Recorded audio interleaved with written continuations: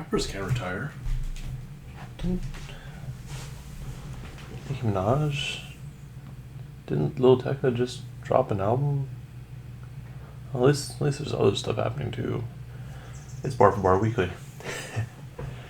It's Bar for Bar Weekly for the week ending September 7th, 2019. So first up, biggest news that we got is that Nicki Minaj announced her retirement on Twitter.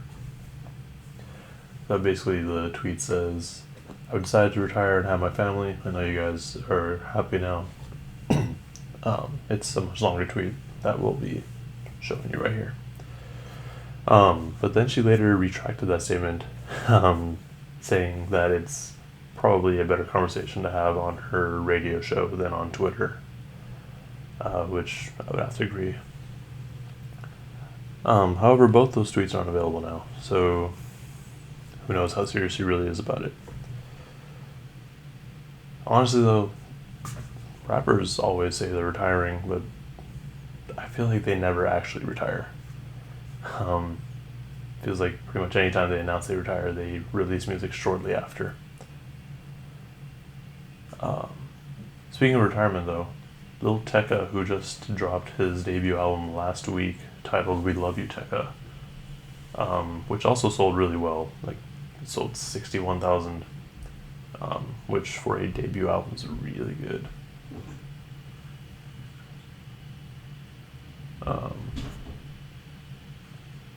He also announced his retirement. But yeah, he said on Twitter, "There's like 30 other rappers that sound just like me. Y'all will be good." It's just interesting to see someone who's basically brand new and who just signed a record deal decides they want to retire. I'm sure there's more stuff behind the scenes that we're not aware of, but it's just interesting.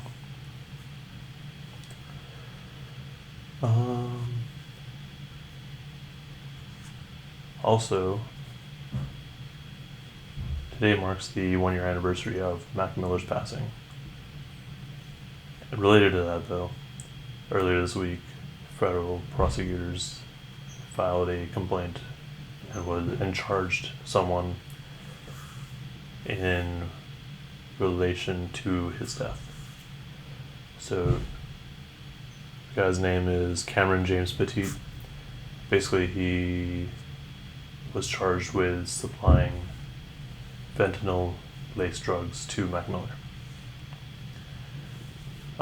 In the complaint itself, there was a few messages that they pulled up between him and other fans of Mac Miller reacting to his death. One of the messages said, related to the reactions, saying, "I think I should probably not post anything just to be smart."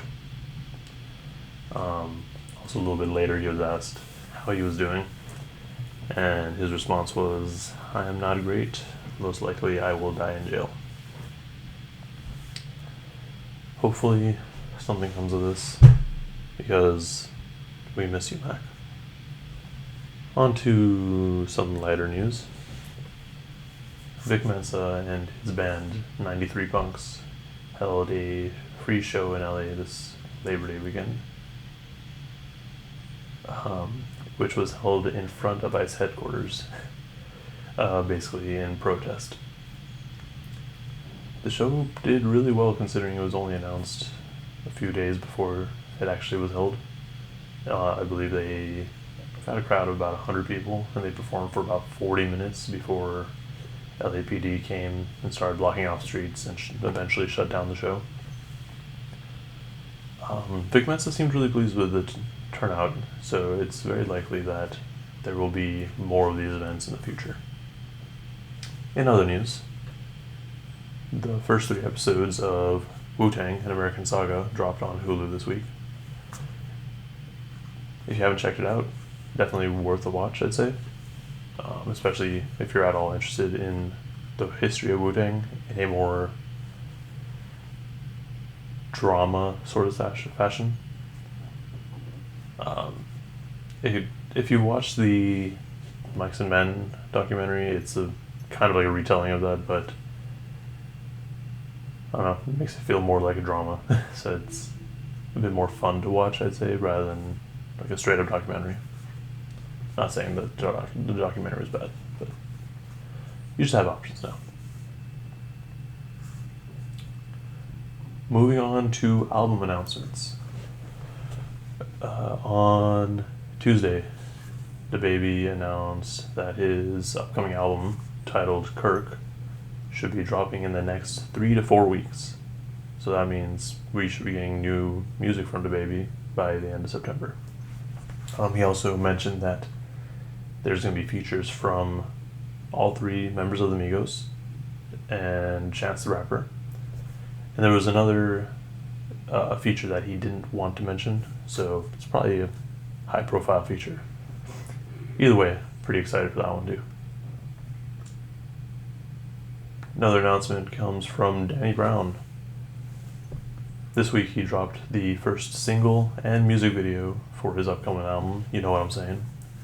The track's titled Dirty Laundry. And along with that along with that single, he announced the release date of You Know What I'm Saying. So we should be getting that album on October 4th.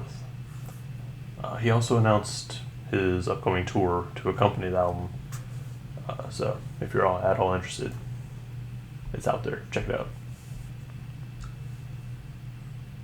And then not necessarily an album announcement, but more of like speculation, I'd say.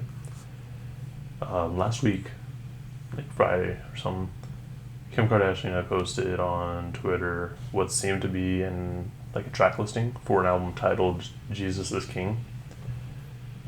Immediately everyone's like, oh, the new Kanye album's coming. I personally didn't want to get into it because we've been lied to, not necessarily lied to, but we've been fooled before with these album announcements. It's coming up on a year that Yandhi was supposed to be released. We still haven't gotten TurboGrafx 16, so a little bit weary. But the only reason we're really touching on it now is because Kanye took that same exact picture and posted it on his website. So it seems that there may be something coming. As far as release dates go, I've been seeing September 27th, but it's Kanye. It's probably going to get pushed back. Alright, well, with that out of the way, now let's touch on album releases. Alright, the first one that was released this week was IDK's album titled Is He Real? He's been teasing this album for, I want to say like a year and a half, 2 years. So it's really exciting to actually get the album. Seeing as that came out earliest, I have a little bit more to talk about on it. Some people are saying it's their top 5. Definitely a contender for my top 10 though. It's a really solid project through and through, but we'll probably do a review for that soon. Up next we have what was my most anticipated album this year so far, Earth Gang's Mirrorland. So after being teased all year, it's finally here. And I've pretty much had it on repeat since it dropped. Other than that, we have Post Malone's Hollywood's Bleeding. Childish Major dropped Dirt Road Diamond. Shoreline Mafia dropped Party Pack Volume 2. Larry June dropped Out the Trunk. We also got a deluxe edition of XXXTentacion's album, ? We also got a follow-up to Rascas's Soul on Ice, so Soul on Ice 2 now. And we also got a EP from Mayhem Lauren and DJ Muggs titled Members Only. I've said it before and I'll say it again. If you've been sleeping on DJ Muggs, collaborations this year, what are you doing? Alright, well, that's all I got for you today. You know the drill. Like, subscribe, comment. I know that we've been pretty light on uploads recently. It's just busy. We'll get stuff posted up soon. Next video should be our discussion on our top 5 favorite rappers.